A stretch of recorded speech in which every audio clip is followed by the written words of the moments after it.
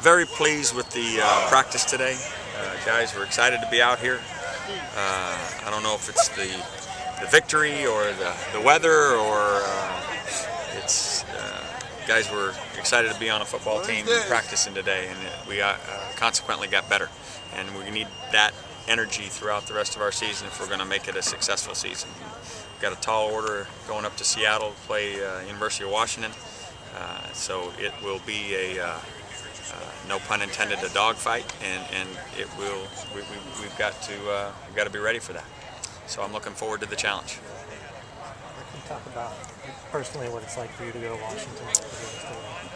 You know, it was a big deal the first time, 2 years ago, going back, and that doesn't mean that this is any less significant. It isn't as maybe emotional for my personal family, you know, as it might have been the last time, but it's a big game for both programs because we're both trying to stay alive in postseason race. So, I mean, there'll be plenty of excitement going up there.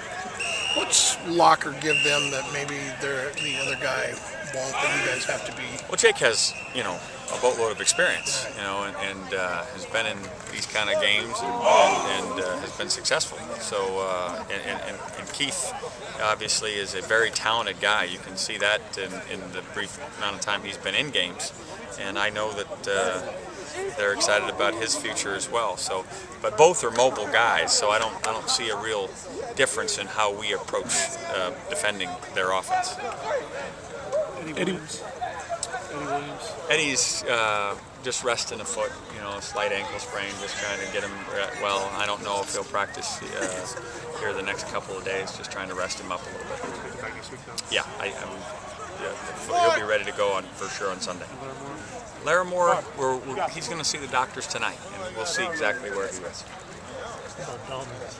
Dalton is in the concussion protocol deal, which now means tomorrow he'll be out here, I think, with a red jersey. And if all goes well, then probably won't do any hitting until Sunday. But I think he can practice starting tomorrow. What's a couple things you want to work on this week that you have time? We've got to work on pass protection. We've got to be a better pass protecting team, so that we can throw the ball a little bit more efficiency. We've got to continue to work on our tackling.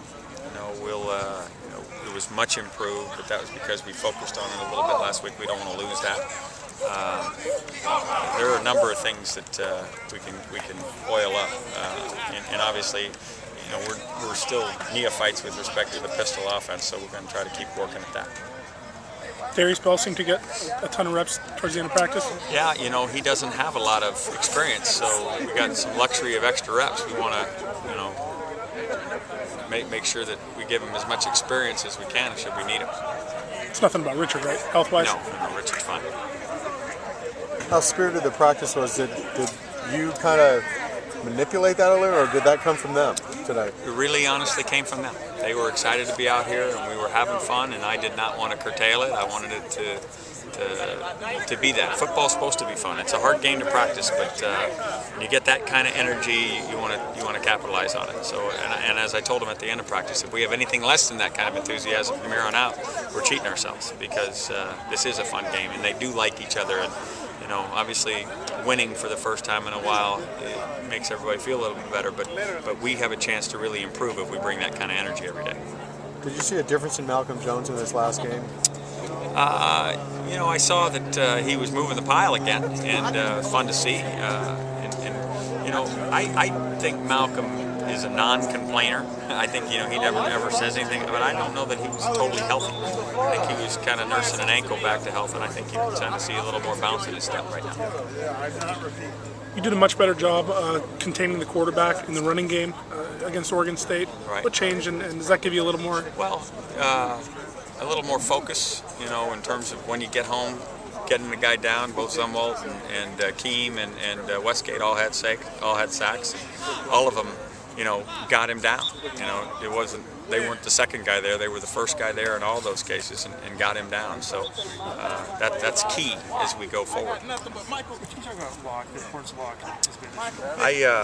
He was one of our special teams players of the game, and he's an All-American. I mean, he does some really, really big things for us with regard to field position, whether it's kicking the ball out of the end zone so that we start on the 20 and basically saving us a first down, or if it's pinning him down on the 2-yard line as he did the other night. That was a huge play in the game. I mean, he's obviously a gifted punter in terms of the amount of time the ball stays in the air and so forth, but what he means to us from a field position standpoint is huge.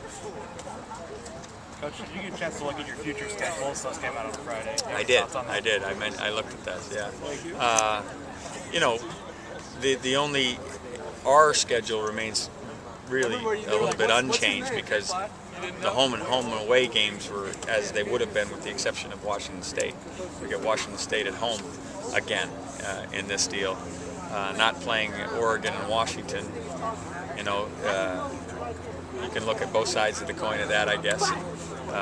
But I think that playing Utah on the road will be a big-time challenge. And I was kind of hoping to get to go to Boulder, having old memories, but that will be a year after that. So that's Cal and Stanford playing them every year.